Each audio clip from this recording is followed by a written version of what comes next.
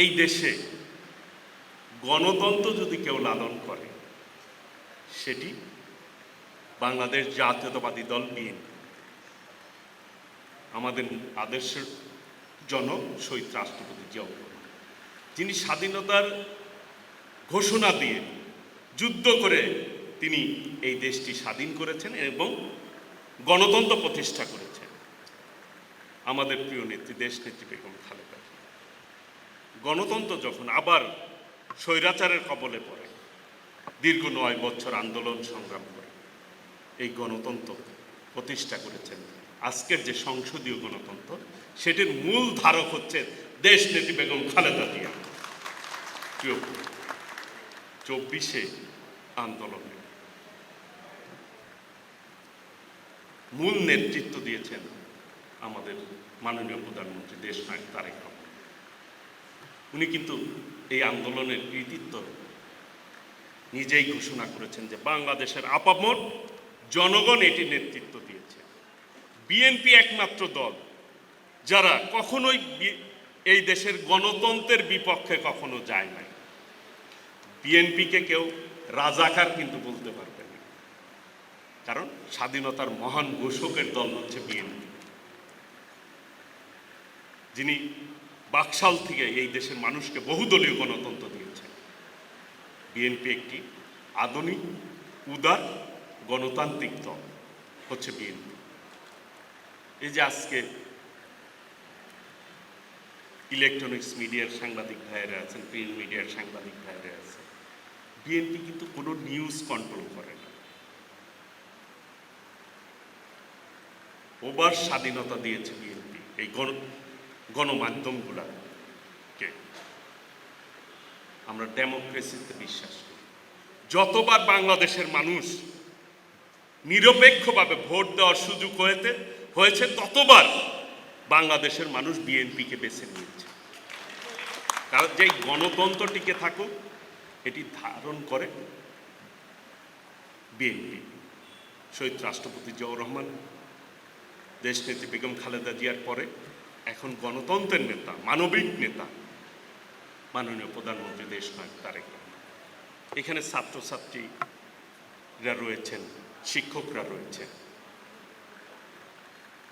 সকলেই সবচেয়ে জ্ঞানী ব্যক্তিগর্ব এখানে উপস্থিত রয়েছে। একজন নেতা বা একজন ছাত্র নেতার কাছে দেশবাসী কি চায় বা তার কর্মীরা কি চায়, যে সেই ছাত্র নেতাটি মঞ্চে দাঁড়িয়ে উল্টাপাল্টা বকাবকি করুক, কাউকে আজে বাজে কথা বলুক। নেক্সট জেনারেশন এদের কাছ থেকে কি শিখবে? এটা কি কেউ পছন্দ করছে? যারা বলছে তারা মনে করছে যে আমার ইউটিউবে ফলোয়ার্স বাড়ছে বা লাইক কমেন্টস বাড়ানোর জন্য উল্টাপাল্টা কথা বলছে। ভবিষ্যতে বুঝবেন, জনগণের সামনে যখন আসবেন সমর্থনের জন্য, তখন বুঝবেন যে আপনার এই সমস্ত কর্মকাণ্ডের জন্য জনগণ শূন্য হয়ে গেছেন। আপনারা, জনগণ এই সমস্ত জিনিস পছন্দ করে না। বর্তমানে এই ফ্যাসিবাদ মুক্ত পরিবেশে মানুষ চায় যে একটি বৈষম্যহীন সমাজ গঠিত হোক, একটি গণতান্ত্রিক সমাজ গঠিত হোক। 5 বছরের জন্য জনগণ রায় দিয়েছে। আপনি 5 বছর দেখেন আমাদের কর্মকাণ্ড কি। প্রথম দিন থেকেই উল্টাপাল্টা কথা বলছে। আগে পদক্ষেপগুলি দেখেন। এ পর্যন্ত মাননীয় প্রধানমন্ত্রী যে কয়টা পদক্ষেপ নিয়েছেন জনগণের স্বার্থে নিয়েছেন। আজকে সেই জনগণের দুর্ভোগকে যারা ফেলতে চায়, যারা ষড়যন্ত্র করছে, যাদের তর সয় না, আমাদের দেশীয় ভাষায় বললাম, অস্থির হয়ে গেছে। কিসের অস্থিরতা? আগে দেখেন,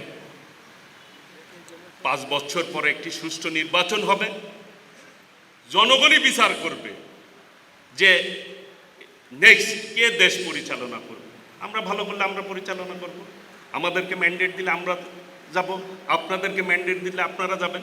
আপনারা সেই পথে হাঁটছেন না, আপনারা ষড়যন্ত্র করতে চাচ্ছেন, ষড়যন্ত্রের পথে হাঁটছেন। আমরা বলতে চাই, ষড়যন্ত্রকারী নির্যাতনকারী, ফ্যাসিবাদ, স্বৈরাচার, রাজাকার কখনোই জনগণ গ্রহণ করে নাই, আগামী দিনেও করবে না ইনশাআল্লাহ। কাজেই এখনো সময় আছে, সঠিক পথে হাঁটুন, তাহলেই দেখবেন রাজনীতি সুন্দর হবে, দেশটি সুন্দর চলবে, যেটি আমাদের মাননীয় প্রধানমন্ত্রী বলে থাকে, আমার আগে আমরা, আমাদের আগে দেশ, সবার আগে বাংলাদেশ। এই দেশটাকে বুকে ধারণ করতে হবে, সেই জন্যই উনি বলছেন কর্ম করতে। তিনি আরেকটি স্লোগান দিয়েছেন, করব কাজ করব দেশ, সবার আগে বাংলাদেশ।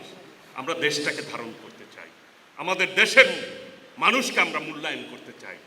দেশটি আমাদের সবার, কারো একার না। কাজেই সম্মিলিতভাবে আমরা এগিয়ে যাব ইনশাল্লাহ।